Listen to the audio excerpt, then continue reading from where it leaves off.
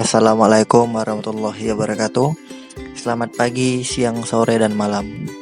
Telah tiba waktu bagi kami untuk mempertanggungjawabkan. Telah tiba saatnya kami akan mengakhiri. Akan ada secercah intuisi kami sampaikan. Kami dari kelompok 7 atau dikenal dengan kelompok Pacat akan mempresentasikan kesimpulan kami tentang pabrik PT KAL atau yang dikenal dengan PT Kayung Agro Lestari. Langsung saja dengan bismillah kami memulai. Latar belakang perusahaan pabrik kelapa sawit. Pabrik kelapa sawit merupakan pabrik yang mengolah TBS sebagai bahan baku menjadi CPO, crude palm oil, dan inti sawit dengan menggunakan berbagai tahapan-tahapan proses pengolahan.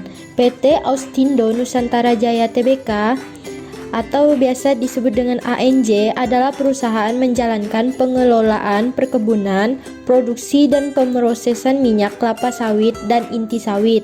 PT Kayung Agro Lestari atau biasa disebut PT KAL merupakan anak perusahaan PT Austindo Nusantara Jaya Tbk.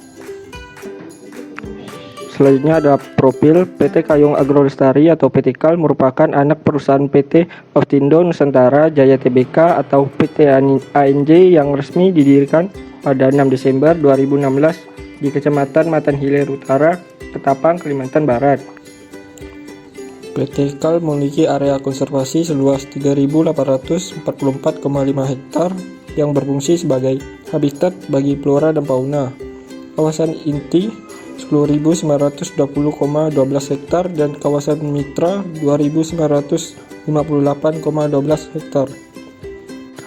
Pengolahan lingkungan. PT KAL melakukan upaya untuk mencegah dampak lingkungan yang terjadi seperti melakukan pengolahan lingkungan, pembangunan berkelanjutan, serta pengolahan limbah dan polusi, pengelolaan air dan penggunaan bahan kimia di lahan gambut. Selain itu, PT KAL mempunyai kawasan konservasi.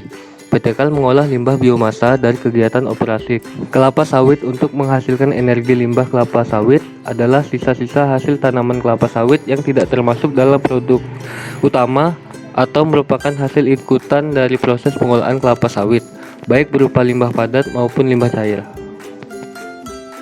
Selanjutnya merupakan tahap-tahap pengelolaan di perkebunan kelapa sawit. Yang pertama adalah pengolahan dan produksi minyak kelapa sawit. Limbah cair yang dihasilkan dari proses pengolahan dan produksi minyak kelapa sawit dimasukkan ke dalam kolam khusus untuk penguraian limbah cair dengan menggunakan bakteri.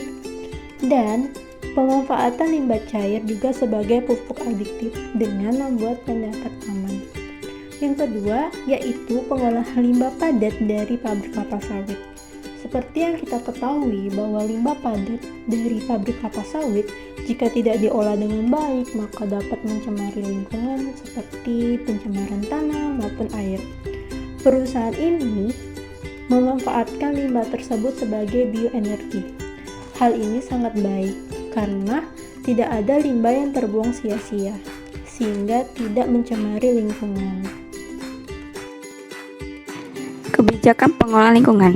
Kebijakan yang berlaku pengelolaan lingkungan yang diterapkan oleh perusahaan tersebut untuk menjaga dan meningkatkan ekologi di dalam dan di sekitar operasi. Kebijakan tersebut terdiri dari 1. Undang-Undang Nomor 5 Tahun 1990 tentang konservasi sumber daya alam hayati dan ekosistemnya. Yang kedua, Undang-Undang Nomor 41 Tahun 1999 tentang kehutanan. Yang ketiga, Undang-Undang Nomor 18 Tahun 2013 tentang pencegahan dan pemberantasan perusakan hutan. Yang keempat, Peraturan Pemerintah Nomor 7 Tahun 1999 tentang pengawetan jenis tumbuhan dan satwa.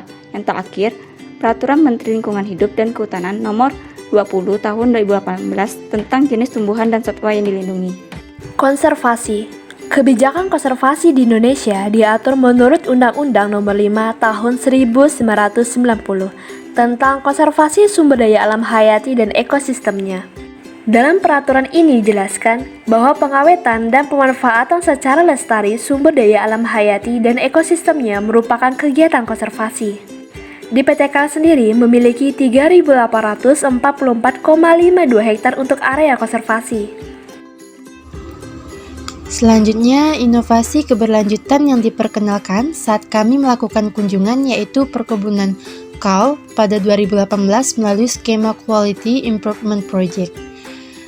Kawasan High Conservation Value atau KAL sulit untuk dipantau karena kawasan PT KAL ini sangat luas sehingga menggunakan SMART atau Special Monitoring and Reporting Tools, di mana menggunakan SMART ini memberikan hasil yang akurat dalam hal menemukan flora dan fauna dan lebih mudah untuk diawasi.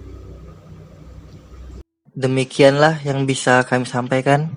Bila ada salah senandung angan, si pucuk harap termaafkan. Terima kasih. Nun wal kulami wa ma yasurun. Wassalamualaikum warahmatullahi wabarakatuh.